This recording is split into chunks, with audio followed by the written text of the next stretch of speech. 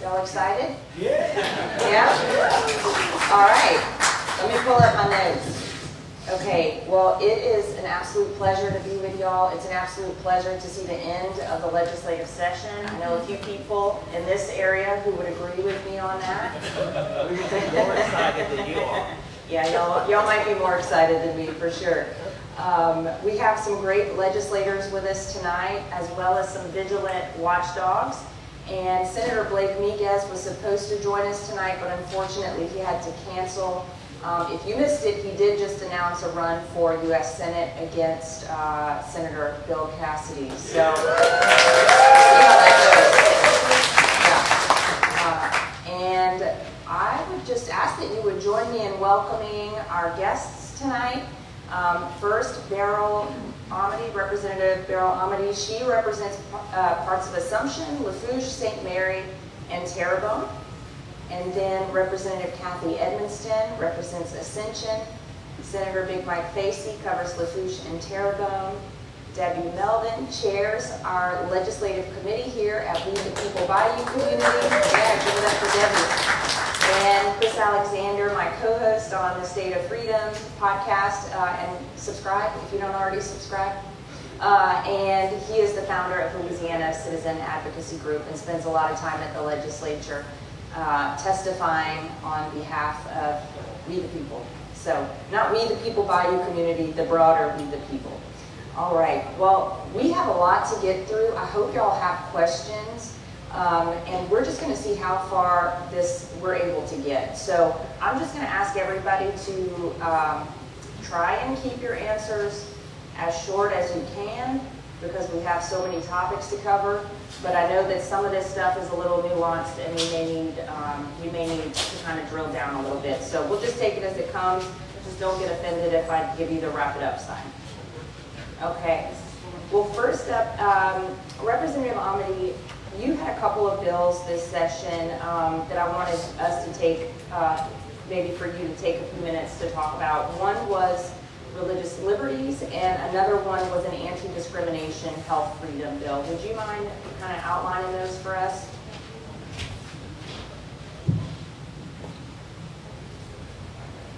Okay. Is this working? Yeah. Yay, okay. So the first bill you mentioned was House Bill 371, and that one did pass, and the governor is expected to sign it. And I'm still waiting on the date for that in case I can go up there and, be in person when he signs it. The bill, let's see, it's a safeguard for the faith community. We already have our state version of the Religious Freedom Act, and that's been in place for several years. However, we all saw during the pandemic that a certain governor completely ignored that and virtually all of our constitutional rights concerning religious freedom when he made it so that churches had to close down while he kept ballrooms and abortion clinics open. So this bill was inspired by that experience. And this bill was also important for some things that are going on in the state right now, where churches are being pressured in ways that secular businesses are not. And specifically, I'm talking about churches who have opened their doors to their facilities so that their Sunday school rooms or their fellowship halls can be used for students to meet, like for homeschool co-op classes. It seems that the state fire marshal wants to call that a school, even though it's not. It's a church. It's a church that is doing a community outreach by allowing the use of their building. But the fire marshal has been pressuring certain churches to upgrade their buildings to the international building codes as they would have to if they wanted to truly open a school. And so we reasoned that if the facilities were safe on Sunday morning for 300 kids to have Sunday school, then they should also be safe on Tuesday afternoon for 15 kids to study biology or algebra. And so the legislature agreed, and the bill passed with flying colors.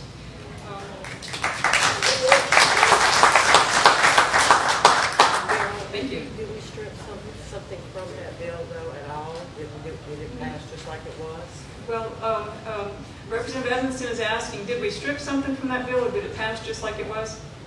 Let me quickly tell you the behind-the-scenes story. The bill, as it was originally proposed, was to protect churches, and it went to civil law on the House side. But the way that it was written, it would have gone to Jude A on the Senate side, which currently is known as the Kill Committee. So we added lots of education-specific amendments to it in order to get it redirected to the Senate Education Committee, which is much more friendly to both churches and homeschoolers.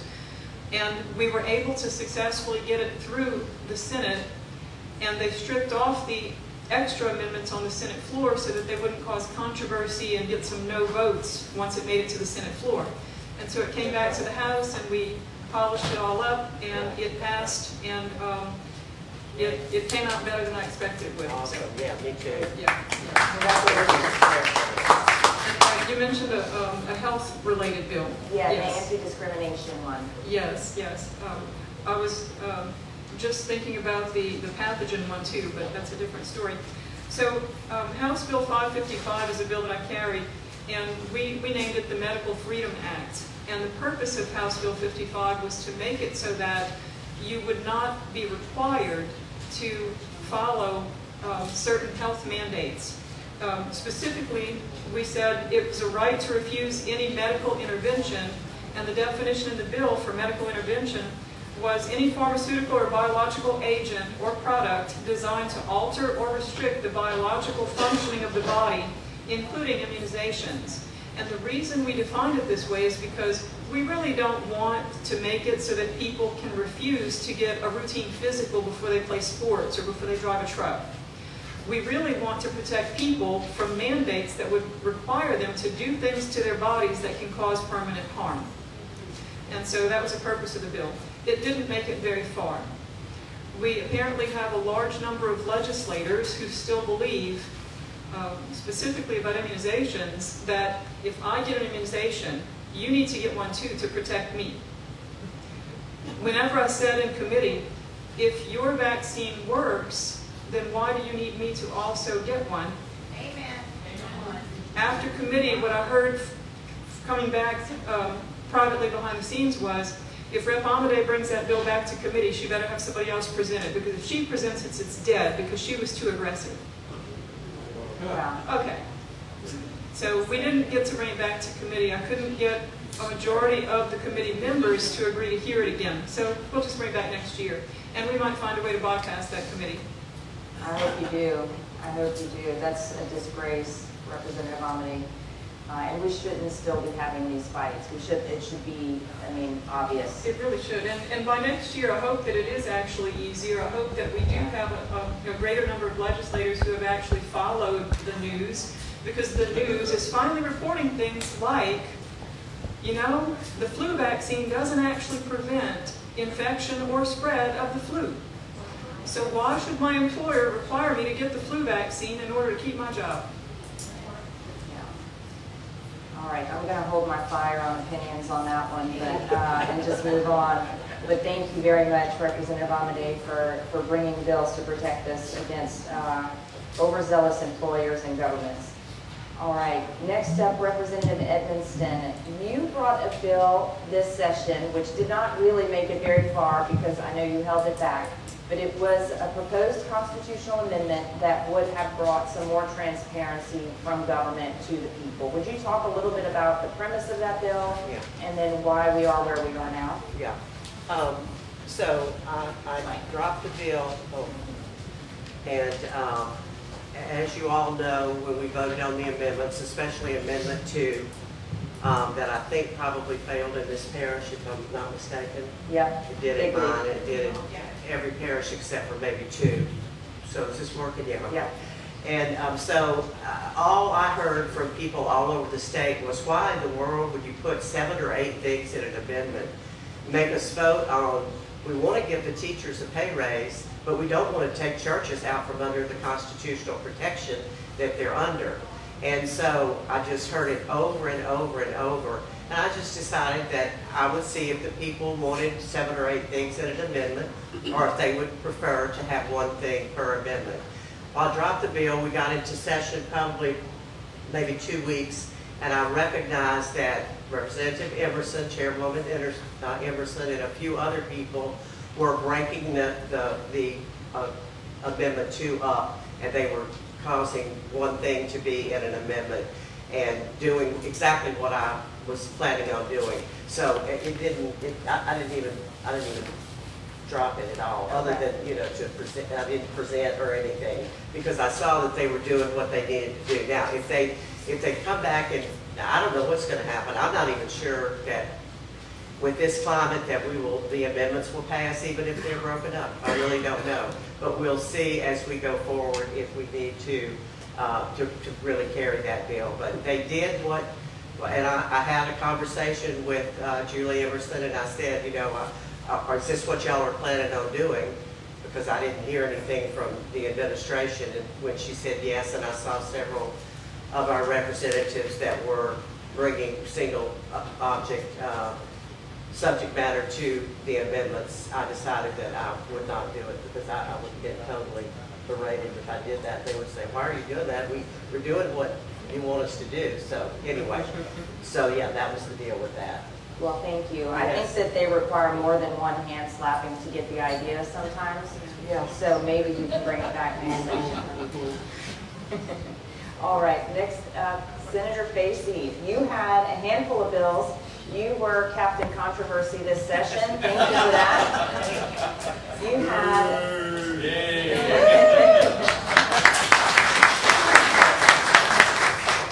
You brought a bill to ban geoengineering and weather modification. You brought another one to ban fluoride in our water systems, and another one to make ivermectin over the counter. Would you give us the lowdown on those?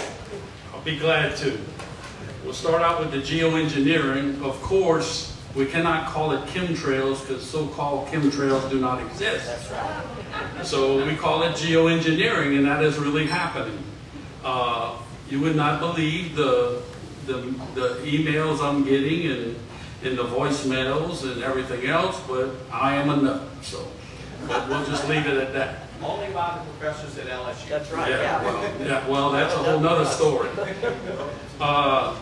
So anyway, I was so proud just this week when I saw the governor signed it, because I just thought it was going to be a tough go, but the governor signed it.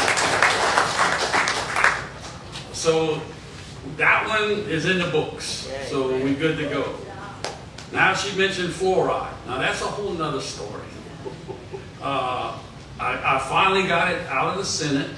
It was early, and got it to the House, and got in the House committee, and Representative Stagney told the story on committee that we really didn't need this bill, because it was in the law that we could just get each district to pass, to go ahead and vote on it and get it out of their system. That is not true.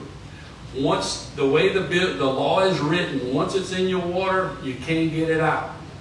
So it did not make it out of health and welfare. Would you clarify that for us? What do you mean you can't get it out? Like the localities can't make it?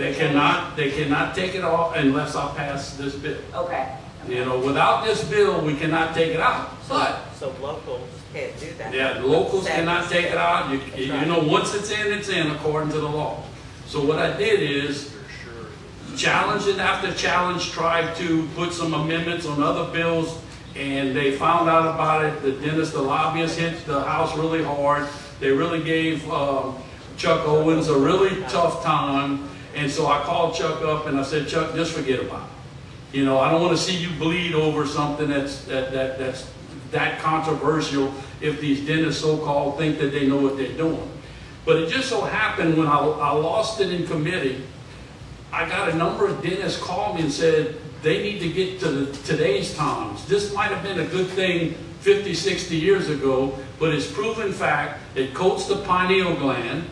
It also it takes the iodine out of your system. And what do you need iodine for? Your thyroid. How many people has got thyroid trouble? It's that they're getting fluoride. It pulls the iodine out your system, and so there's proof. It proves that any kids that are in districts where they're putting fluoride in the water, their IQs have lowered because of what it does to your brain. So anyway, I kept digging, kept fighting, and I know it's a little bit of a long story, but the thing is I didn't want to give up. And what I found out working with the, you know, the law and how it works, come to find out, if we can do if I get the governor to do an emergency on fluoride, that the Surgeon General has the right to put the amounts in our water.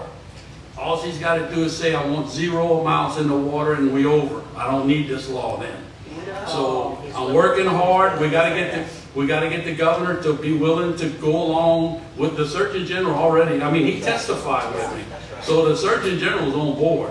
I mean, he testified with me, he thinks this really needs to go. So we're 50% there. Just get the governor to okay him, because the governor's his boss. We get the governor to okay it, and we get it out of our water, because it's desperately needed. Awesome. Do you need some advocacy on that? Big Mike? Do I? You need some advocacy on that with some? Yeah, anybody getting with the governor, maybe give me a little time, because he's been out of the country. I think he's coming in today. Give me a little time to prep him on what's going to happen. Okay. And I'll let you know. Huh? Let us know. He may be just willing to do it. So let me see what he's up to on that, and that'll be a good thing. And now to ivermectin. He hadn't signed it yet. But he told me he wants to do a signing. So that's good. That's a good thing. So, but anyway, I don't know if y'all want to listen to my little voicemail I got. Yeah, we did. Okay. So let me see. You find it here. Take me a second. Is it G-rated? Another voicemail? I wouldn't say it's G-rated, but it's really not a. Hey, Big Mike. Let's see what medical background you have for promoting ivermectin for real. You make this state look like the worst laughing stock, and this whole country is actually right now laughing stock globally. But you are one of the pinnacles of stupidity and ignorance. Every death from this bullshit is on you. And she hangs up the phone. She sounds lovely. Can't be stupid, Mike.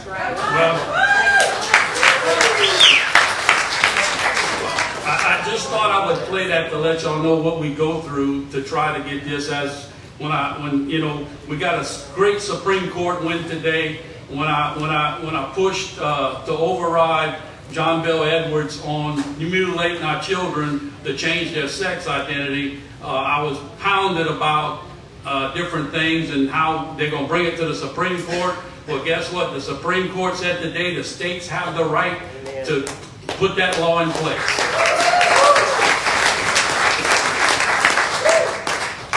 And I guess Marcus Venable, the one that gave me the death threat on my voicemail, I'm sure he's smoking, his brain is burning up right now since the Supreme Court made that decision. But he's not still at LSU, is he? No, actually, I have to give it to the president of LSU. He worked with me really well on that. Not, you know, and to see whoever leaked it to the press and got on X, and it was 4 million views within 48 hours, and that's how I ended up on Laura Ingraham, and that's not how you want to end up on Laura Ingraham. But anyway, that's what I did. Now, what I did do for that we didn't mention, I got a bill passed and the governor signed it. Shell gave Terrebonne Parish over 4,000 acres a few years back, so I've been working on this diligently to get it done. And out of that 4,000 acres, I designated it as Whiskey Bayou State Park, and the governor signed it. So we're going to have a state park in Terrebonne Parish.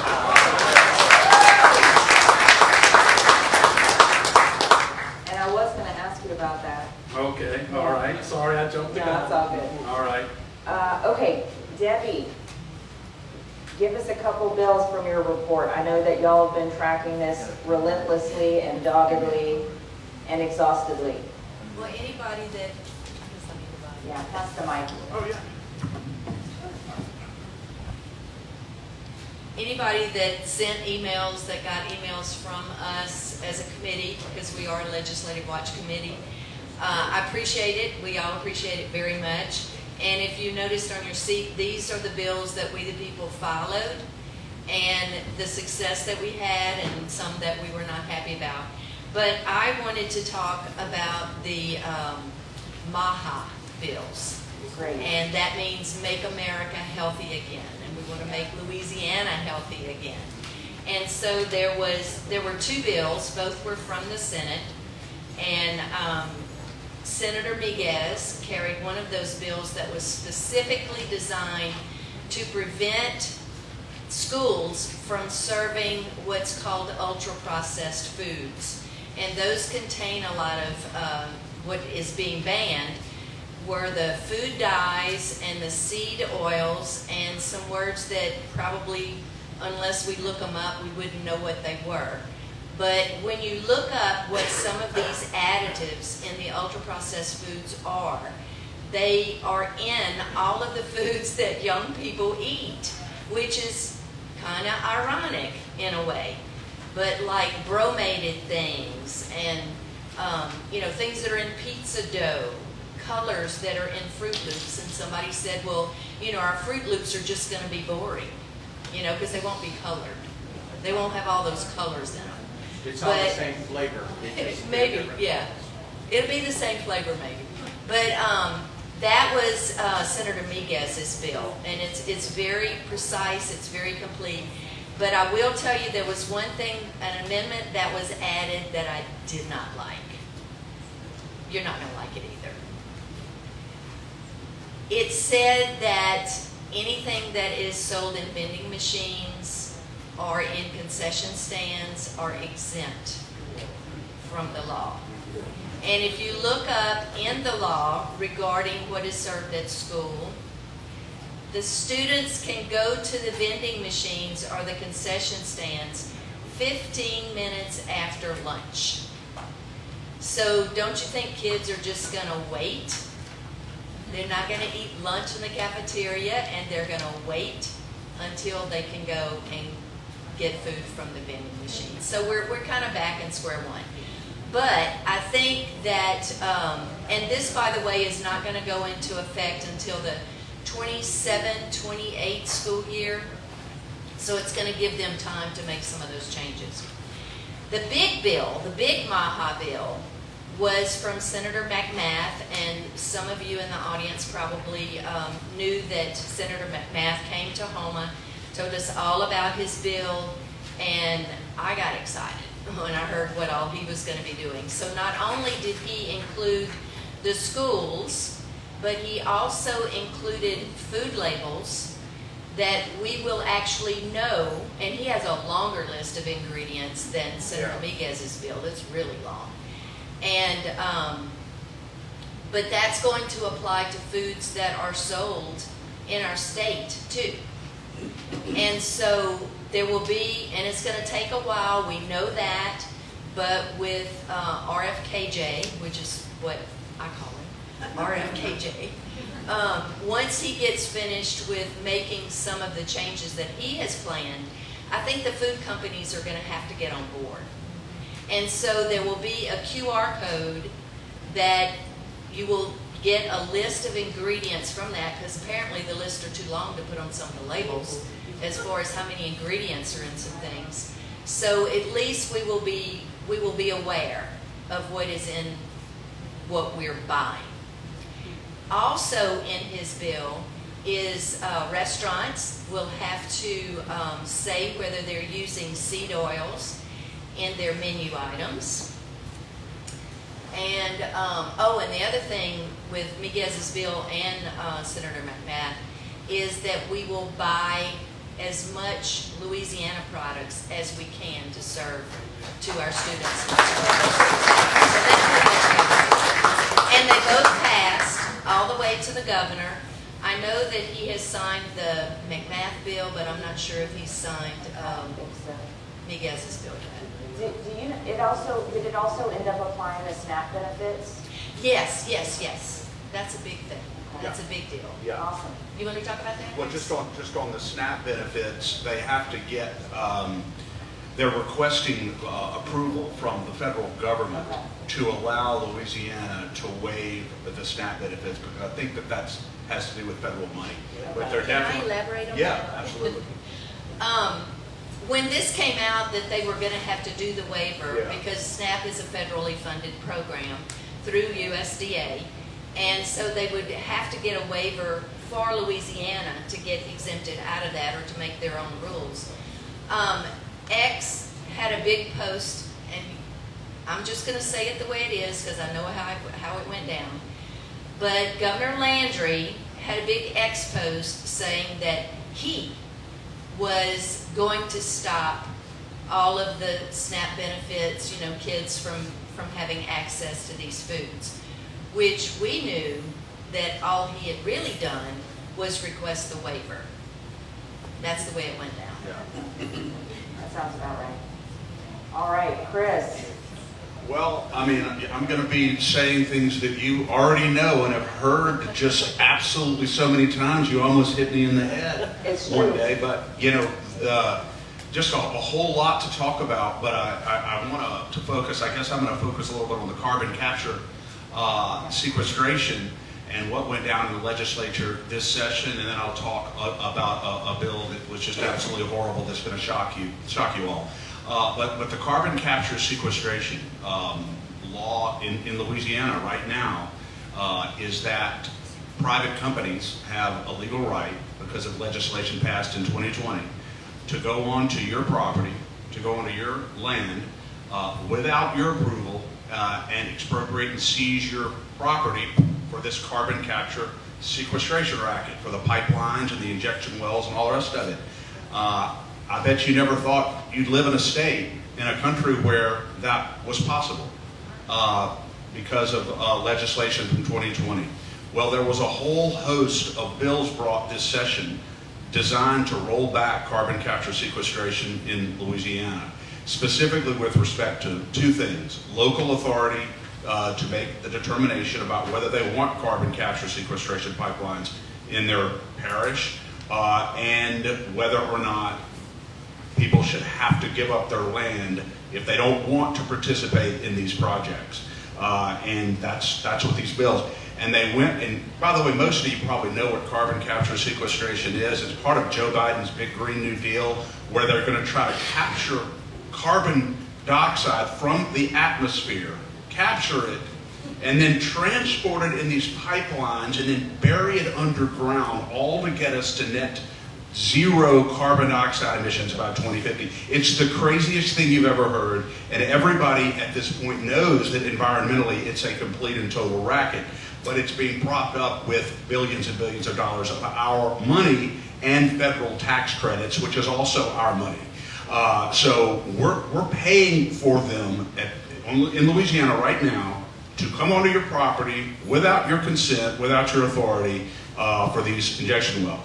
So that's the background for these very, very good bills that these fine Republican conservatives, like the ones up here right now, brought in order to protect Louisiana property owners and local governments with regard to this racket. The first bill up was HB House Bill, it was Chuck Owen's bill, was it 4? House Bill 4. And he gave the most eloquent presentation and said basically, we're not saying that you can't do carbon capture sequestration. Go have at it. Do it all you want. But allow local governments and local parishes to make their own decisions about whether or not they want this in their parish. You have no right, constitutionally or legally, to impose this on every parish in the state.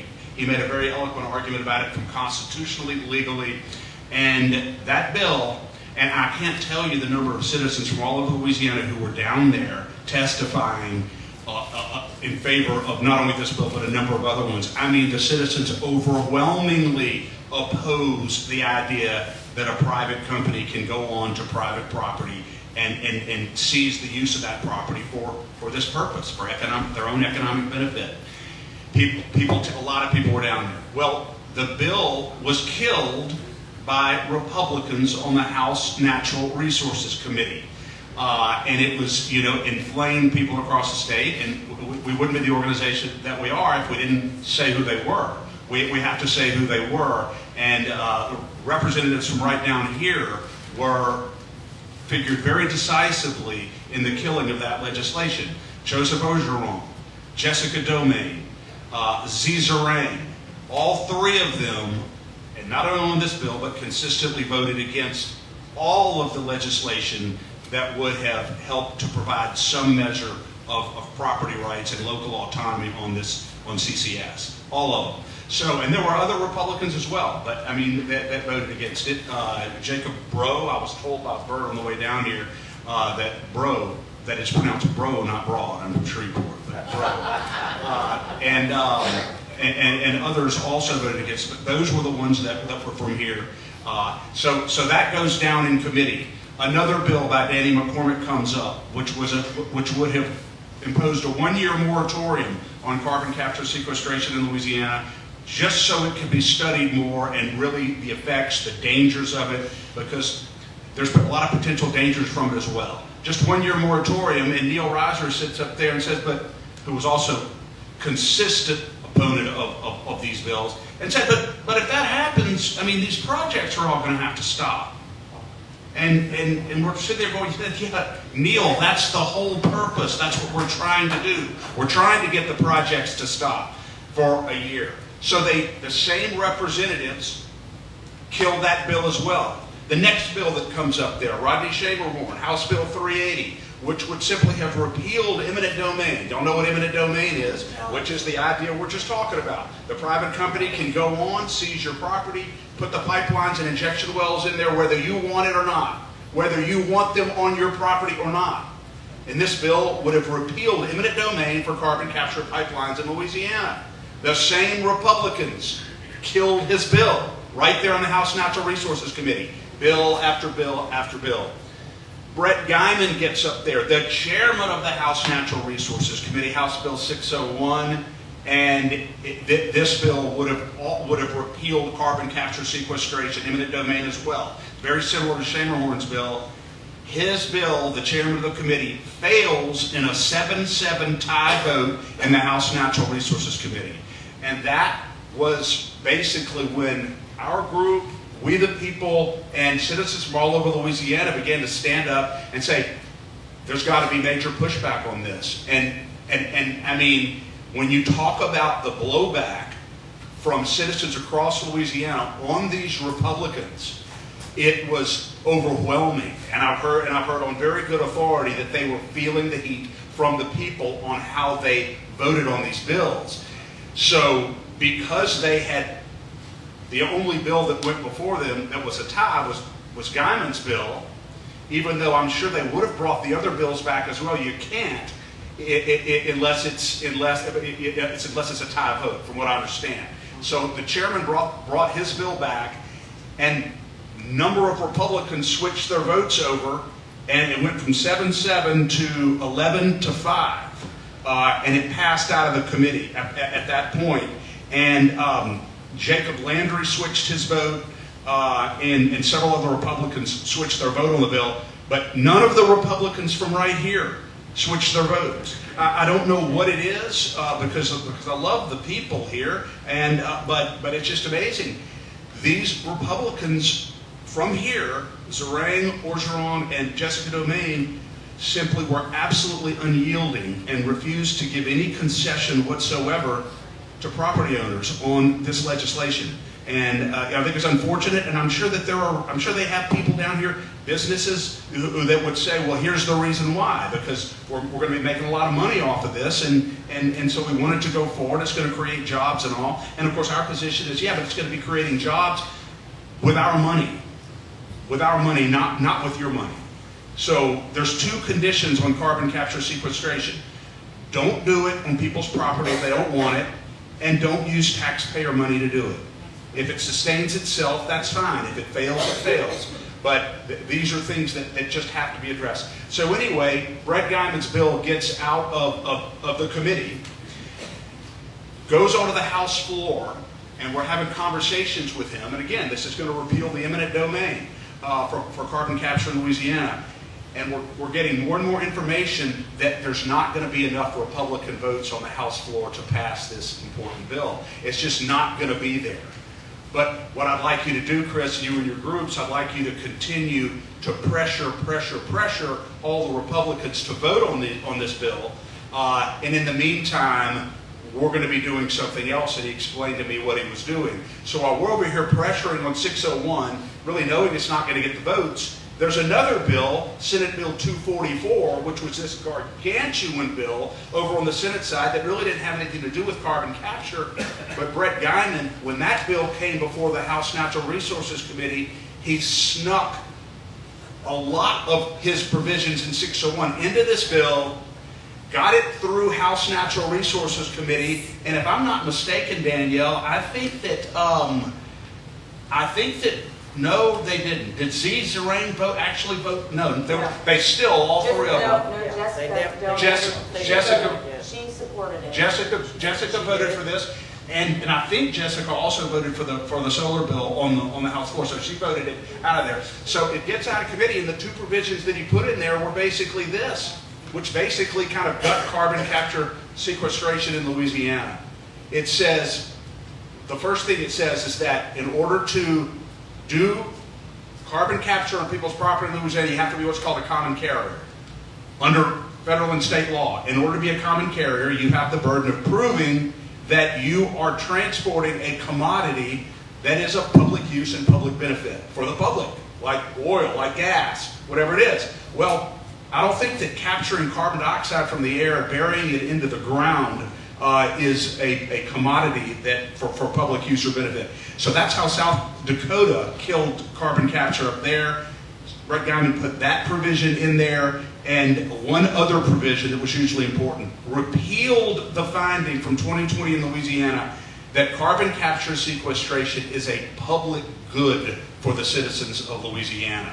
Totally gutted that out, which means that they're going to have to go in and prove, for purposes of eminent domain, that carbon capture is a public good in Louisiana. Those two things right there at the 11th hour, after bill after bill after bill was crushed, are the reasons why Louisiana citizens will have some protection against this racket in our state on your property. And it was at the last minute, through some very creative thinking by Brett Guyman, that this got through. And so obviously we're very, very pleased about that.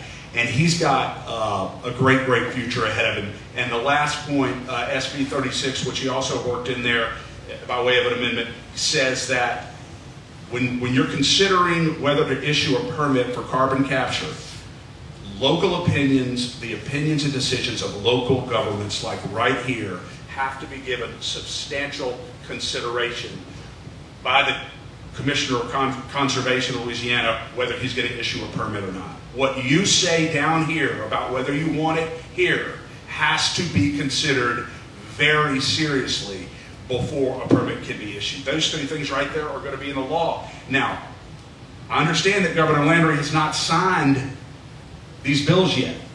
And I don't know where Governor Landry actually stands at this point on the carbon capture sequestration. He was as quiet as a church mouse during the session, never said a word on it, which shocks me. I don't understand how on an issue like this you could just not say anything, or not express an opinion on it. But he did testify in committee in favor of this bill because of other provisions in this bill. So I think there is reason to believe that he will sign it, even if it's just to save face. Well, I certainly hope. I certainly hope he signs it. But so I had to tell you about the carbon capture. Thank Brett Guyman. I need you to do the next one much faster. Okay. Listen, this is SB 80. Greg Miller. Okay. Y'all have to understand this.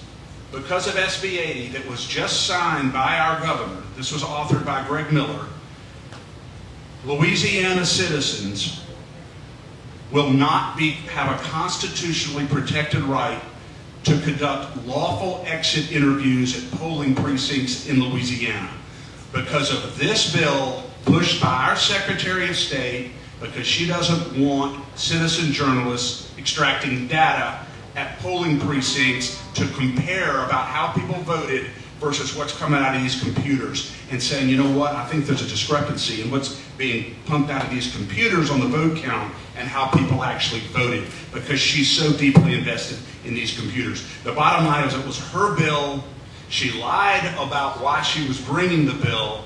So Governor Landry just signed a bill that is atrociously unconstitutional when it comes to core rights of free speech. So in Louisiana, CNN and MSNBC can fly into our state, go to any polling precinct in the state, conduct any kind of exit interviews they want to do, eat our food, then get out of here and use that information for any purpose that they want. CNN, bona fide, according to Nancy Leon, bona fide media organizations. But you who've been living here for generations, your family who pay taxes here, who bleed here, sweat here, send your kids to school here, will not be able to conduct an exit poll at a polling precinct in Louisiana. If this doesn't alarm you because of the precedent that's being set here, you should be. You should be very alarmed. And our governor just signed it. And don't even... Can I just add to that? Yeah. There's a couple other things I want to say about it. One Yeah. is you already have to, before this law came into effect, you already had to apply to the Secretary of State's office for a permit to be able to conduct an exit poll, which I think on its face is unconstitutional. There's nothing wrong with being able to conduct an exit poll with, as long as you behave and obey the law. So that's one problem that I think is underlying this bill to start with. And then the second thing is now she gets to determine if we can do it or not. I think it's still, Chris, if I'm wrong, you can tell me, but I think you can apply for a permit still, and she can determine whether she believes you should have the exit polling right or not. But the bona fide news organization is defined in another statute. You have to be associated with, employed by, or somehow affiliated with a CNN or an MSNBC or some reputable official news organization in order to be able to get one. So there's no way that Nancy Landry is going to be approving, a permit for, exit poll for ordinary Louisiana citizens. I don't see it happening. Well, what I've been encouraging is that we need to organize and plan to conduct exit polls so that she can get upset and we can sue. So anybody who is game for that, just let us know. Chris, one question here on this, a follow-up. Do you think the exit interview will be tested in court? I think it will, because I've been fomenting that. Absolutely. I think it's absolutely going to be tested in court, and I want to thank the reps and the senators who are up here right now, because they were smart. We voted against it. They were smart enough to understand, and I think they were smart enough to understand exactly what's going on here and why this is so dangerous. And the other contingent from down here all voted in favor of this bill, with the exception, I think, of it's Senator Lanes from down here. Yeah. He voted against it. But the reps on the House side, Domain, I think Zerang might have been absent, but the other ones voted for it. Yeah, on the Senate side, the vote was 33-5, and Alan was absent. So Yeah. it was really 6 of us. Yeah. And then when we had to concur, it was the same votes. And it barely got out of the House though, because that vote was 57-38 with 10 absent. Yeah. That's So exactly I mean, a right. couple less than that, it wouldn't have made it out of the House. Yeah, and Beth Billings carried it on the House side, and Representative Cruz did such a great job of questioning her and just really made her look like a fool with regard to why this bill was even needed and how dangerous it was. And she's a Republican too. Yeah. Yeah, but I want to confirm something real quick here, that because I don't want to be. No, I have to correct myself. Joseph Orgeron voted against this bill on the House floor. Joseph Orgeron, and I want to give him credit for that, for voting against this atrocious bill on the House floor. Zerang voted for it, and as well as. No, Jessica Domain also voted against it. Orgeron and Domain voted against it. Zerang voted for it. Okay. I just wanted to clarify that. Okay, great. Okay, we have a lot of questions to get through, and I also have some other questions that I'm going to be asking, but here's one on the seafood industry. Hopefully someone here can answer it. I have to say something very quickly. I'm sorry. I have to say something. On the bill that hopefully Governor Landry is going to sign, that's going to protect your property and your rights against this carbon capture. Okay. On final passage, I'm just reminded by Representative Amedee that Representative Domain, Representative Orgeron, and Representative Lorraine all voted against that. So they've been absolutely consistent in their complete and total support of carbon capture sequestration in Louisiana, whether property owners want it or not. I just wanted to clarify that. All right, thank you. All right, take away his mic. House Bill 652, the Seafood Act that Representative Kerner authored with the intent to move seafood safety, the Seafood Safety Task Force under the Department of Ag, implement a reporting system to ensure data tracking for all seafood processors, institute fines for misrepresenting imported seafood as American. A number of amendments change the original bill as written. Do you have any thoughts about why this was necessary? What's the bill number? 652. Just trying to refresh my memory. We done been through some. Yeah, we have. All right, and we can come back to that as well if you want to just take a quick look at it. I had a couple other questions. One is about the future of our elections, and I am very concerned about the consolidation of Secretary Landry's power to buy voting computers and poll books to the tune of $150 million plus of our tax money. What did y'all see from her this session? Because it seemed that she was very, very visible. And do we have any reason to expect that there's going to be some legislative oversight of her decision making going forward? As far as I'm concerned, if everybody keeps on the track of trying, her biggest thing is the machines that we're using, they're going to fall apart and there's no parts to fix them. So then we're not going to be able to vote.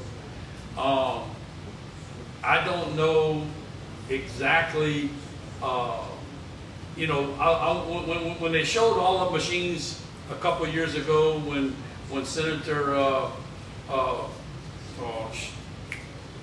Sharon Hewitt, they were confusing about what machine to use, because so she's supposedly locked down to one certain machine, and I don't know if it's the right one or not, but like you said, if we go to paper ballots, we don't have to worry about that. But I just don't know how and where it's going to go. Yeah, can I say something? Yeah. The will of the legislature right now, y'all can correct me if I'm wrong. I mean, they're absolutely for the Secretary of State. Yes. They are not educated in what we're educated in, and until they are, they're never going to vote against her. So what I would suggest, like I always do, is there's got to be a deluge of the public that just says absolutely not. We are not wanting these machines. And basically, I guess, I don't know if it was this time or not, but it was a bill this time that gave her the opportunity to not even do a contract. She could just do what she wants to do. Yeah. But when I tell you that the legislature, the Senate may be different. Well, I can Okay, but overall, the will of the legislature is going to have to be changed by the people. Yeah, and to back up that fact of what she just said, I had a resolution that I had, and I knew I couldn't get out of committee, and it would have more designated on how she needed to find what process to use. And it even asked her, and she brought me some letter from the president saying she met with the president and his group, and it allowed her to do certain things. But the letter I didn't see that in the letter. So I fought to get the resolution, but not knowing I didn't have the votes because I'm on that committee, But it was no way to get it out of committee. So we got to work harder. like she said, on educating everybody on what we need to do for its vote machine, because we will be spending over $100 million on this. So then you're going to be stuck with it for the next 25 years. And I know you were concerned about blowback, Big Mike.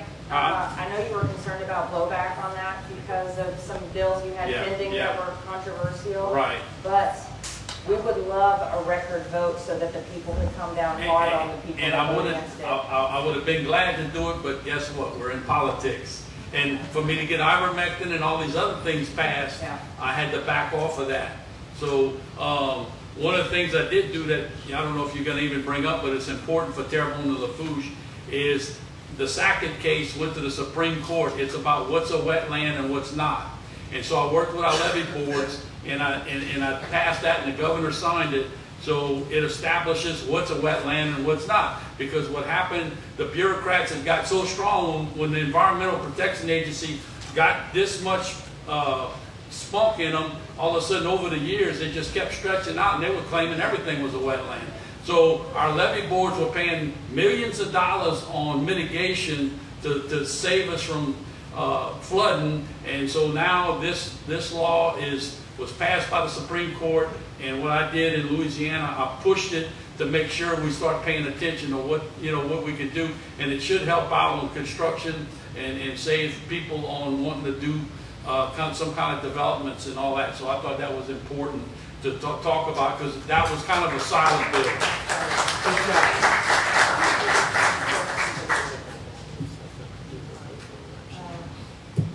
Yeah, well, this is a great question that I've had too. Someone from Facebook Live asked, who exactly from the Trump administration did Nancy Landry meet with? Yeah. That's a I good think question. it's I asked that a question. great question.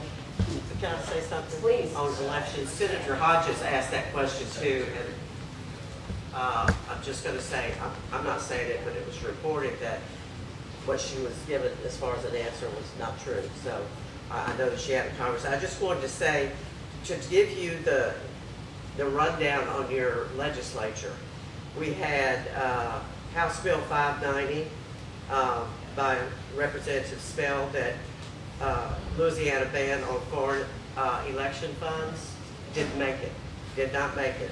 Yeah.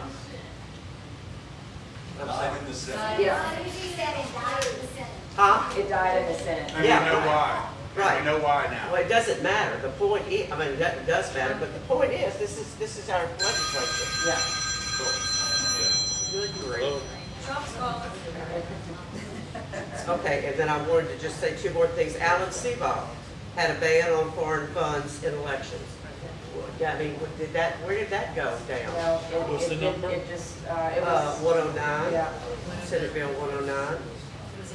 And then Hodges had Senate Bill, while he's looking for that, 226 prohibits foreign adversaries and prohibited foreign actors from participating in certain transactions. So what I'm saying is the will of the legislature in conjunction with Nancy Landry. I mean, I'm not accusing anybody of anything, but this doesn't look good. Right. Why do you want your foreign adversaries to be involved in your elections? Yeah. That's crazy. Yeah, and one thing Chris and I uncovered today was a little alarming as well. I'm starting to get really, with the mention of these bills, I'm starting to get enraged all over. Okay, you can take the mic for like 2 minutes. Okay, I'm just starting to get really enraged. Chris, it's called Sinai Diitis. Just a quick look on Senate Bill 109. On Senate Bill 109, it was passed in the Senate and killed in the House. That was Senator Seabaugh's Right. proposed constitutional amendment Right. to ban foreign funding of any Well, campaigns it was and killed in elections. y'all So I just committee. wanted to add, before Chris's cyaniditis takes over here, there's a pattern, and I'm sure everybody in this room has been paying attention, but share this with your friends. There's a pattern. Are you hearing it concerning elections?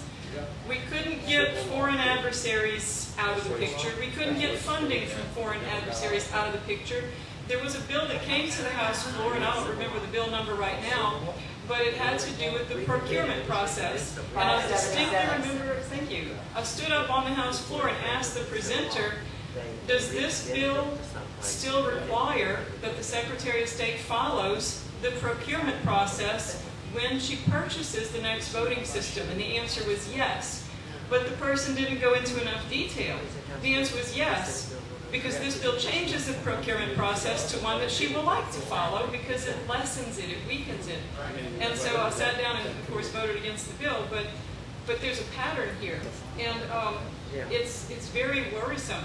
And if you feel that somehow our elections have been kind of protected in some ways because our machines were so old they weren't as hackable as others, we're not heading in a good direction here, because as we apparently are looking for, shopping for the next voting system, and I like to say system, not machine,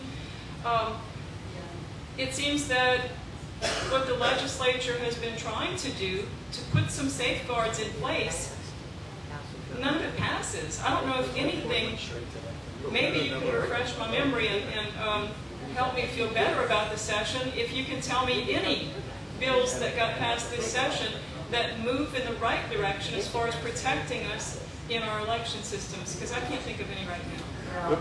I would say, Beryl, in response to that, the only thing that we were successful in doing was killing some absolutely awful bills, but a couple of the really bad ones got through, including, you're exactly right, allowing Nancy Landry's procurement process for voting machines to basically be totally concentrated in her hands, where she went from a competitive bid process where all potential vendors get to submit bids and compete equally for this contract, including people who want secure hand-marked paper ballots to show the system, how it works, the demonstration, everything.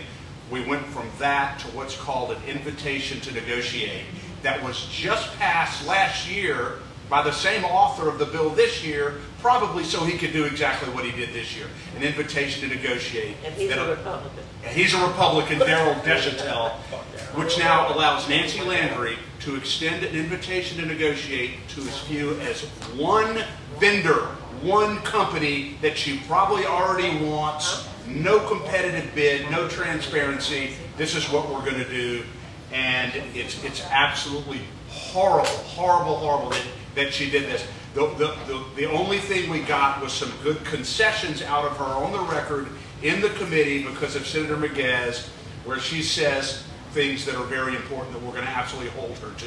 That she's not going to be purchasing any computers from any foreign country anywhere, no component parts from any foreign country. There's going to be oversight by the legislative committee, all this stuff. So she's on the record stating a lot of things. But if you want to know how important grassroots advocacy is, please listen to what I'm fixing to tell you right now, because I could sit here and talk to you for 5 hours, but I'm going to talk to you for 1 more minute, okay? That's right. House Bill, thanks Danielle, I appreciate that. And Mike God, is I love the fact that she keeps me in line. Now she says you've already used 10 seconds of your time. Mike is timing you too, you need to know that. Thank Your friend is timing you. Oh, exactly. So listen, House Bill 592, an otherwise largely innocuous elections bill, Beau Boyer, passes through the House floor, goes over to the Senate Governmental Affairs Committee. Caleb Klein Peters, the chairman, says, there is an amendment, and Representative President, well, what's the amendment? And he said, we're going to eliminate the second primary in federal elections in Louisiana now.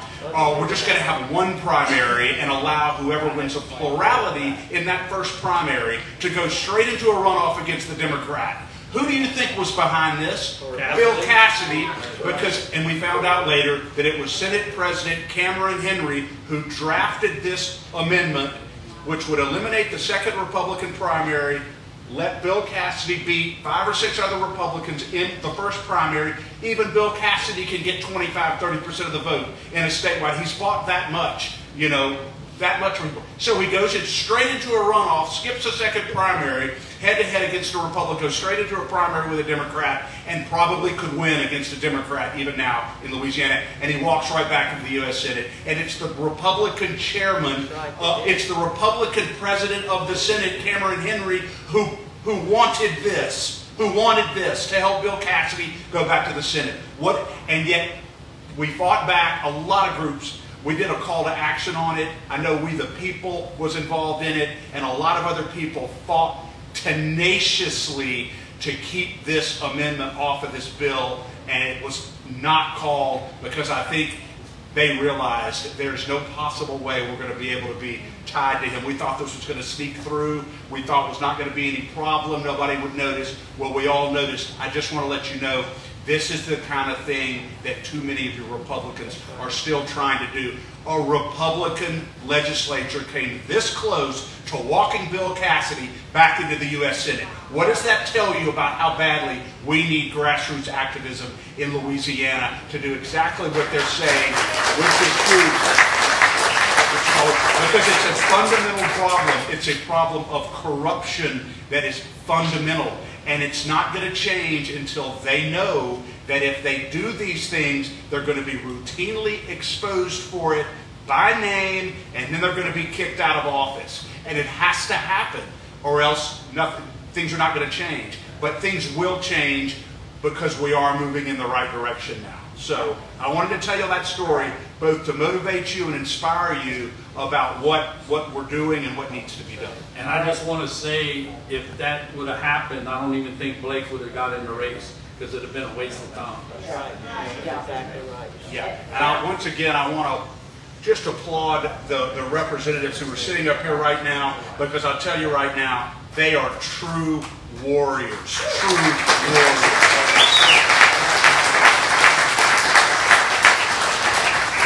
They are, and I want to also mention, Chris, I was going to have you mention it, but you can't be trusted. So I'm going to just say the Cliff Notes version, which is there was a sweeping campaign finance reform bill that Chris and I dug into this morning, and you should absolutely catch our episode from today if you haven't. We're doing a 4-part series, so we have a lot more time to go over the bills than we have here tonight.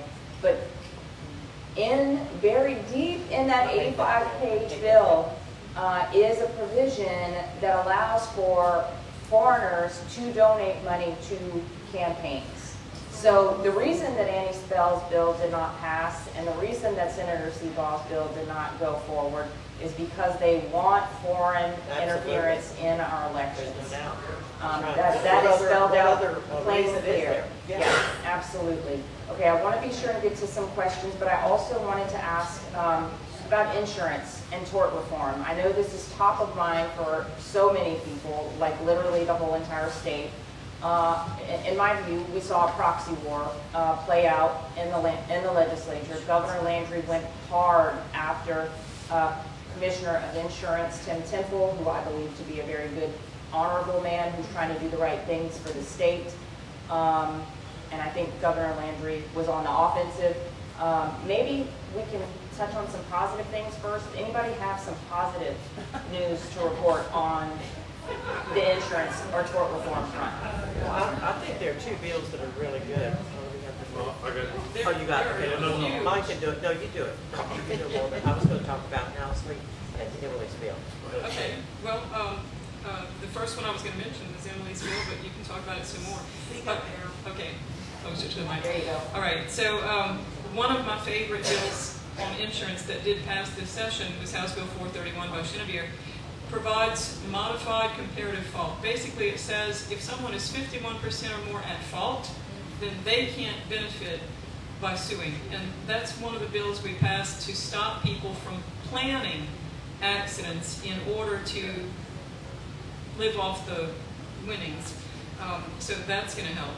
We have one that says no recovery threshold for it increases the no recovery threshold for uninsured drivers who are involved in accidents from $15,000 to $100,000 for bodily injury and from $25,000 to $100,000 for property damage. Another one prevents unauthorized aliens from receiving general damages and past and future wages in lawsuits arising from car accidents. And I'll let Representative Edmonston talk about the housing provision. And the last one I wanted to mention here was a bill that provides for recoverable medical expenses. It allows judges and juries to see the evidence of both the billed and the paid amounts, but limit recovery to only what has actually been paid in cases where private insurance and Medicare are used. And we had one more that I'll mention specifically for commercial, and that is it provides a premium discount for commercial motor vehicles with dashboard cameras and telematic systems. And this is another one of those bills that's going to stop those people who purposely do things like get in front of the big rig so that they can sue. Because what's on the camera should show whether the driver of the commercial vehicle was truly at fault or whether they're being victimized. And I'll turn it over Is to that Channel Edmonston. Bill? It is. Yeah, okay. I was just gonna talk about the, do y'all know what the house lien presumption is? I think I know. Well, let me just make sure I know. Okay. So Michael Mellerin had HB 450, which overturns the house lien presumption and institutes stricter standards on proving if an injury truly is a result of an accident. So what house lien is, do y'all understand that? So house lien was a legal presumption that if you had an injury or an illness after an accident, the court automatically assumed that it was caused by the accident. So that's not going to happen anymore. We're not going to automatically assume. We're going to dig in, we're going to be more transparent, and we're going to be able to find out exactly what we need to know. And then there was another one that I wanted to talk about. Beryl, did you talk about Mike Reese's SB 231? Yes. You did talk about that? Yes. Okay. Okay, that's all I've got. More transparency is what we heard all through the session. That's what we were doing at insurance, was trying to make things more transparent. And I really think we did that. I think we had some good insurance bills. Now, whether or not you see your premiums go down right away, I can't say, but we certainly hope you do. And you're on the insurance committee. You're on the insurance committee, Me? right? No, not anymore. Yeah, I got off too. Oh, okay. But anyway, I'll just say that we did pass 20 bills. How many the governor's going to sign? Hopefully all of them. And one of the things, didn't we pass the one where if a lot of times these insurance companies for their rates, they put their advertising cost in the cost of doing business. And did we pass that one? Yes, we did. And so, yeah, and it's already signed by the governor, where it's like Allstate does the Sugar Bowl and they spend millions of dollars Of our money. because they put that in their cost of what it costs for their, to do business. So anyway, anything that they do for advertising cannot be put into their costs so they can raise their rates. So I thought that was important.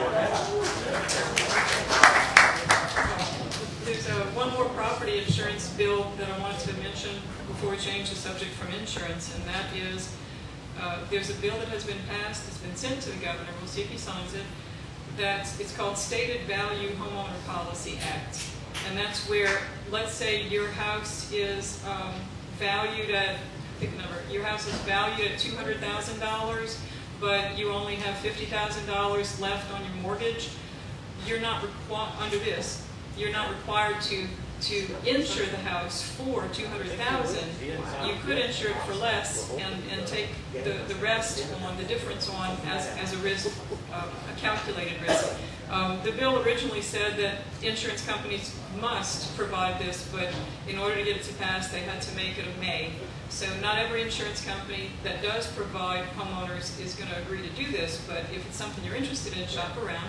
And also wanted to say that the insurance commissioner has told us that a number of insurance companies have now requested and been given permission to write residential and commercial property insurance policies. So if your new bill comes in and you don't like your premium, shop around. You might be surprised to actually find someone who is writing in this area and who could give a lower premium than what you're currently, well, what you're about to be paying.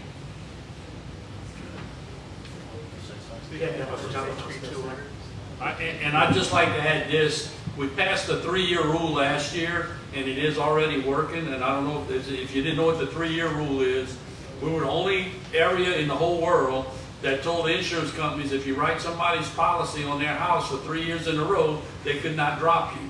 So what the system had happened is we got our own selves trained in, I'm going to just wait on the hurricane, I'm going to get my insurance to pay for my repairs. So I got a lot of heat when I pushed that bill, but as a home builder back in the day, I used to hang door hangers on bad roofs. And I would give estimates, and they loved the estimate, but they'd always tell me, well, just come back after the hurricane and I'm going to give you the job, but I'm going to let the insurance company buy my new roof. But what they didn't understand is now the insurance company's going to have to pay all the damage inside the house. And so that's what happened over the years, that people just got, I'm just waiting on the insurance company, you know, waiting on the hurricane, and I'm going to get my repairs done. So now the insurance companies can come inspect your house, and they say, well, look, I'll write your insurance, but you need a new roof before I can write it. It's not that we wanted to put a complex on what's going on, but rates are dropping quickly because of the 3-year rule that's been lifted. And I've had a number of people call me, the insurance was running $8,000, $9,000 a year, it's dropped $2 or $3 grand a year. You know, so it's going to take some time, but we need to repair our own houses and not wait on the hurricane to do it. I remember what I wanted to say, y'all, and that is that, I don't know who I'm going to make mad about this, but I don't think we did enough in terms of legislation to impact the practice of someone bumping you, and instead of calling your insurance company, you just call an attorney. We're going to have to do something about that. And who wants to talk about Wiley's bill? Jeff Wiley's bill, where... Oh, Yeah. can I talk about Jeff Wiley's bill? Yeah. You're not... I can't talk about it. Yeah, it's hard to talk about it. And just a Well, reminder, we do oh, want that's to from my get, parish. Do you want, Debbie, do you want to talk about Jeff we Wiley's do want to bill? get an answer on the shrink, so just y'all Oh, keep that in Yeah, mind. this is But- very, yeah, this no, is very, very, important. this is Yeah. very brief, but this bill was signed, this bill was signed recently by the governor a week or so ago. HB 148. House Bill 148 by Jeff Wiley basically turns the Commissioner of Insurance in the state of Louisiana to an unaccountable czar. And I'm not exaggerating when I say this. This bill this law will allow the Commissioner of Insurance to raise rates anytime he wants, to lower rates anytime he wants, to order policyholders to pay, going back 5 or 10 years or however long he wants, to pay more premiums. If he goes back and studies it and says you haven't been paying enough premiums, he can order the policyholders to pay more. He can order insurance companies to refund money to policyholders if they have been charging too much. And guess what? There is no actuarial criteria whatsoever required when he makes these decisions. These can be entirely political. All the bill says is that in making these determinations about whether to lower rates, raise rates, order refunds, or order policyholders to pay more money, all he has to do, he may consider real actuarial principles or market conditions in making these determinations. So what do you think insurance companies are going to do now when they see this guy, this insurance commissioner with this kind of power, with no moorings whatsoever, and no requirements and no accountability? I cannot believe that this bill passed. It is going to undermine what could have been some very significant strides in lowering insurance rates in Louisiana because of some of the legislation there was. But this does not help. It hurts badly. And Chris, maybe just a point that this is not something the Commissioner of Insurance himself asked for. Commissioner Tim Temple, exactly. Commissioner Tim Temple, this gives him a lot more power. He doesn't want it because he understands the danger of this. These are decisions that should be driven by market principles, market conditions, what the market will bear. What happens when a commissioner of insurance has a political opponent who ran against him who happens to be in the insurance industry, or even a citizen who opposed his candidacy and came out against him? You don't think there's going to be some political retaliation there? I can't believe our governor just signed a bill placing this kind of arbitrary power in the hands of one man. It's absolutely unbelievable that he signed this bill. It's because the governor thought it promoted was the his bill. point. If that bill had passed for the governor. It was Governor Insurance bill. He was promoting the bill. Exactly. He was. He was advocating on its behalf. Yes, he was before the committee. But at least at that point, Jeff, when he was testifying in committee, at least the bill said that he was required to base his decision on actuarial principles. There was some accountability. Then it gets out of that committee and goes over there, and that was stripped off. It went from shall to may. So right now he can do literally whatever he wants. Who was the author of The that? amendment? Yeah. That's. I think it might have been Wiley on the It was, floor. it was Wiley. I voted against it on both times. I know you but, did. You know, but you know, there's only 8 of us that voted against it. That's the scary part. Well, The and scary part is there's only 80 y'all. it There's just, only 80 y'all. The rest of them, I mean, they're useless. and HB 2. yeah, exactly. I read your lips, Debbie, and Royce Duplessis, a Democratic senator, brought a bill. Do you want to talk about it, Debbie?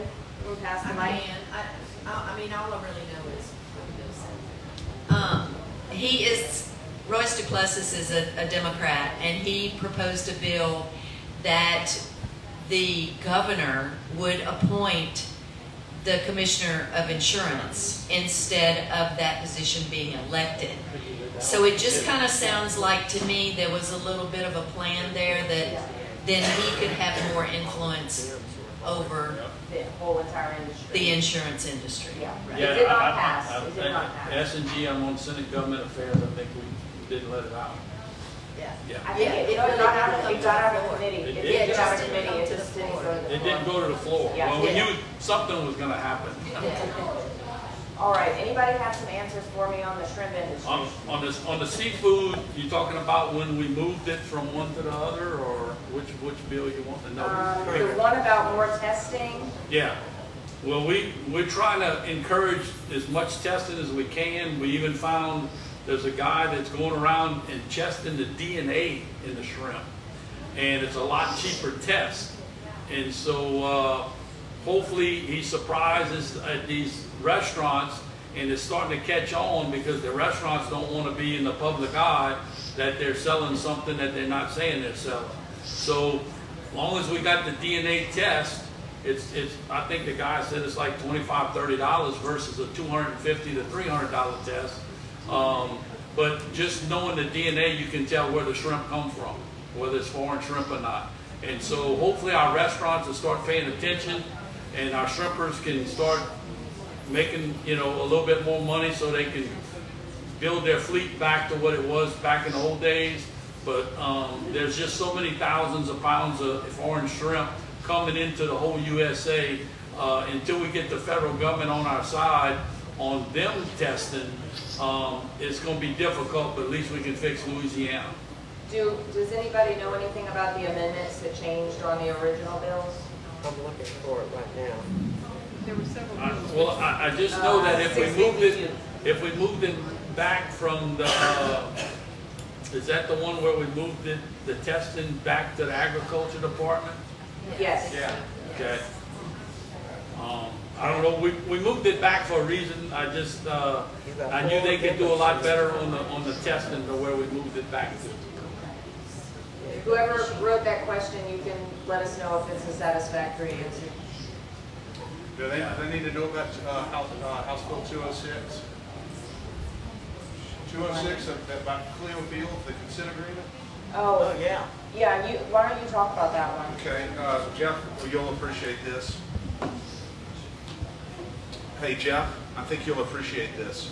House Bill 206 that was that was brought by Michael Meller and House Bill 206 basically would have allowed, if it had passed unamended, would have allowed the legislature through just a joint concurrent resolution, even remotely, emailing your vote in, to ratify consent agreements that are illegal. The bill says they're illegal. Consent agreements between elected officials in Louisiana and any third party, and then the legislature could just ratify these illegal agreements through a joint concurrent resolution instead of passing a bill to cure the illegality and go through the regular process. We found out after they started pushing this bill, first of all, that the Secretary of State was behind it, and I kept trying to say, why do they want this? Why are they trying to create a mechanism in law where they can ratify an illegal consent agreement between an election official and a third party. And we get this call one day from Danielle and I get this call from Paul Hurd, constitutional lawyer.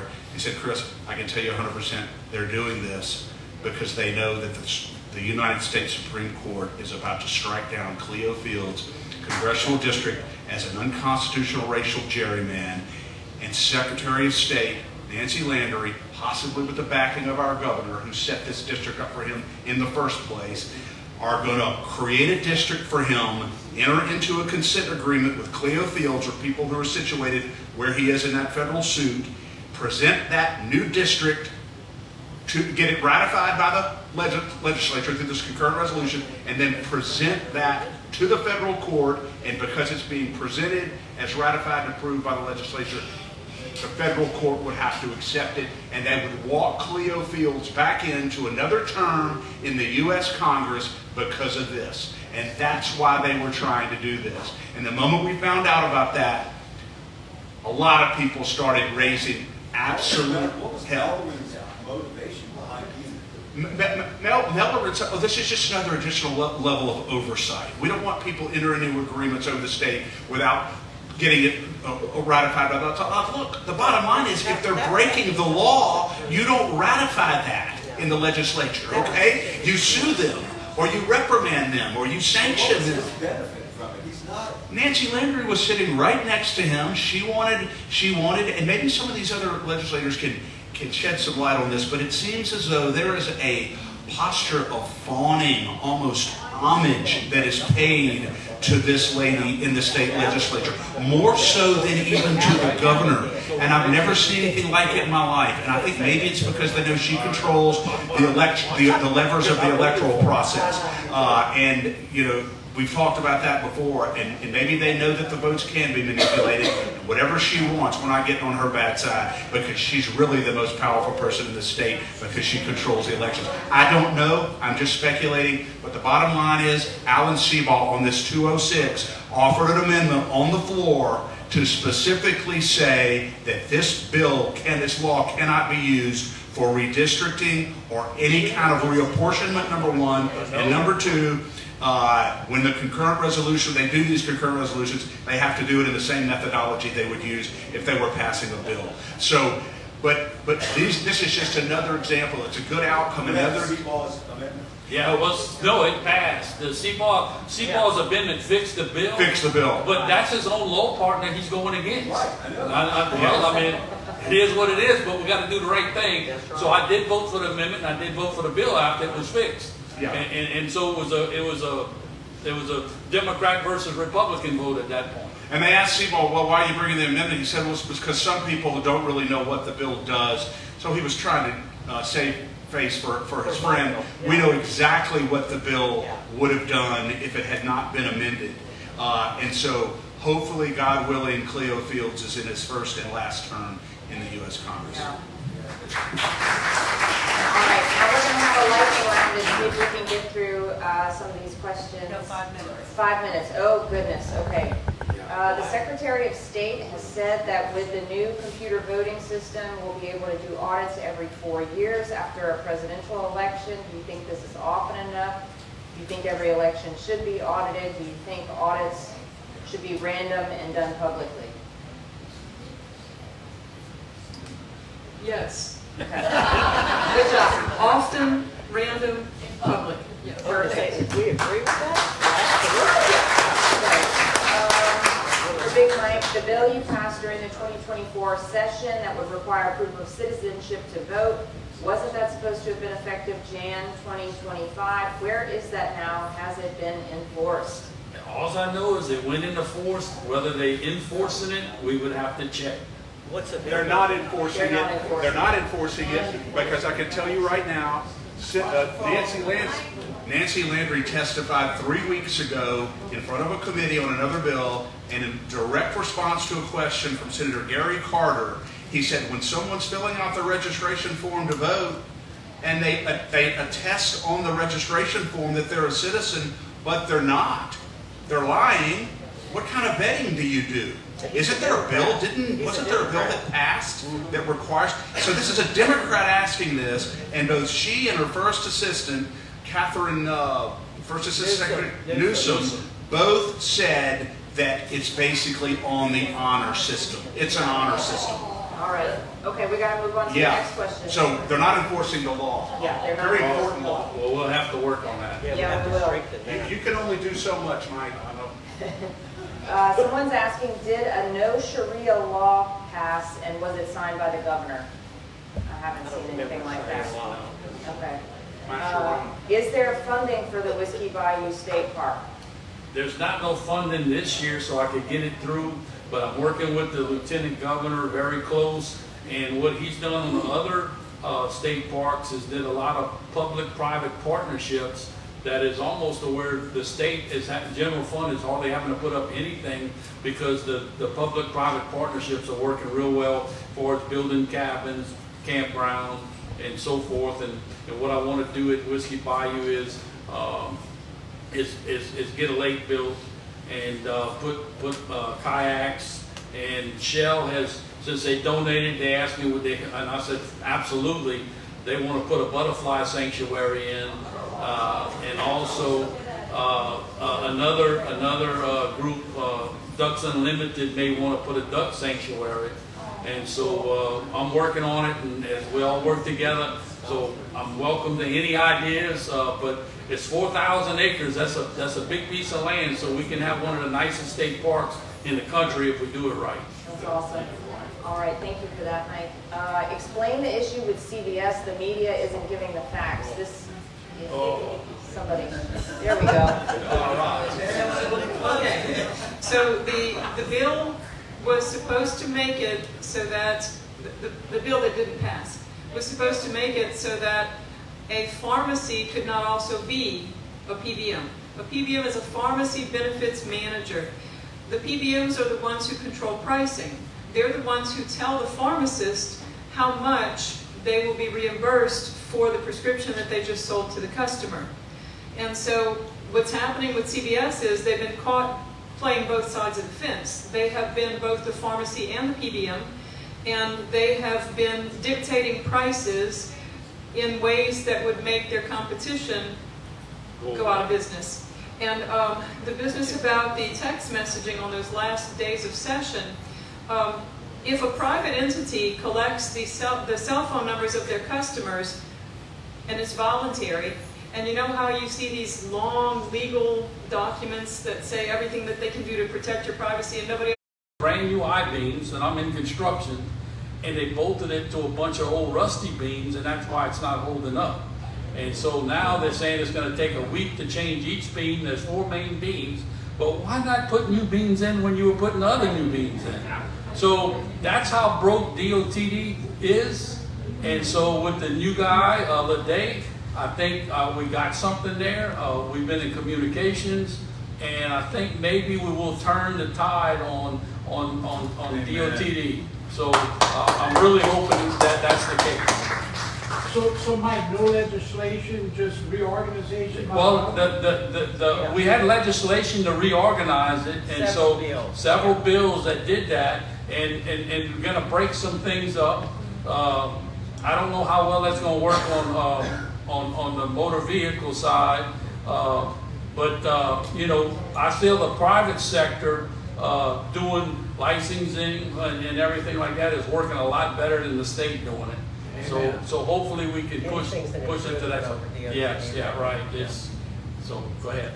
I just wanted to add, what's being restructured is the Department of Transportation and Development. The Office of Motor Vehicles, the driver's license offices, those are under the Office of Public Safety. So what we're doing to DOTD may or may not help OMV. That's a different problem, but we're working on that too. And I'm expecting big things with DOTD. It's a different atmosphere since about a year ago when I'm working with the 3 DOTD districts that cover my house district. They're actually responsive.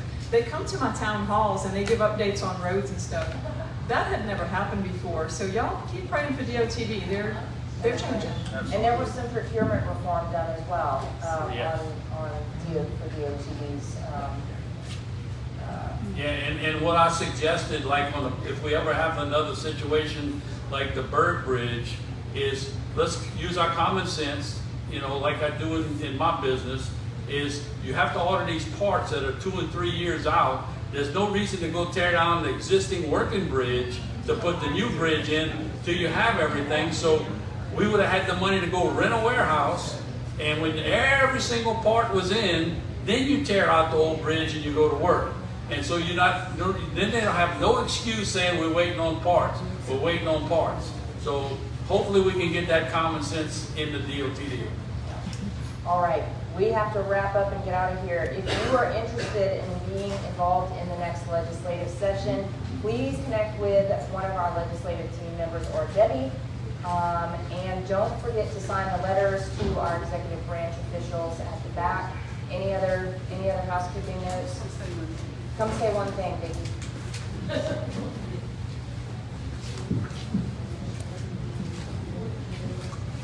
I just appreciate this so much. If this doesn't show you how important it is to watch and listen and heed calls to action, is it a hassle? Yeah, I could be drinking coffee instead of sending an email.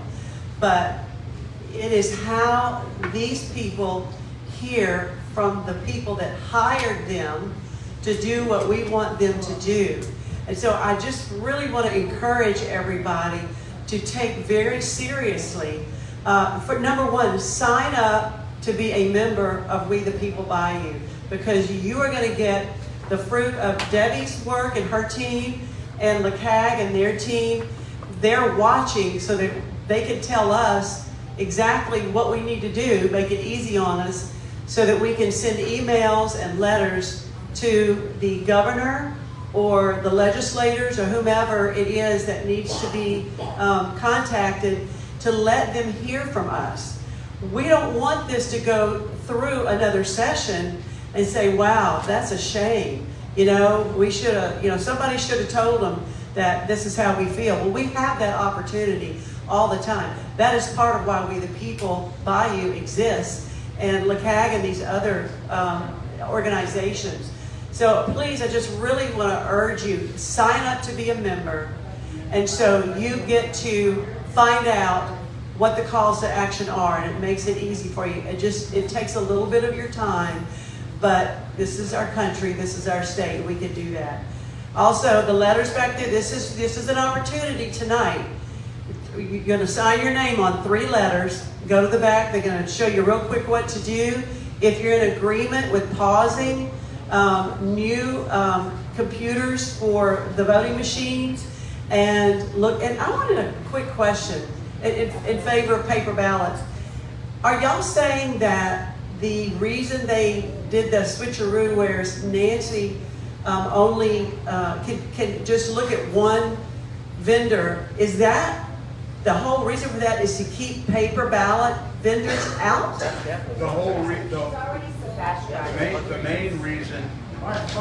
The main reason she's doing this is because she is trying as hard as she can to get to the finish line and make this investment in these computers before the results of President Trump's executive order on election security come down. He's ordered the DHS in conjunction with the EAC, Election Assistance Commission, to do a deep dive into these computer-based voting systems to determine whether they are hackable, whether they are vulnerable, whether they're subject to malicious software. So basically, she's in a race against the clock.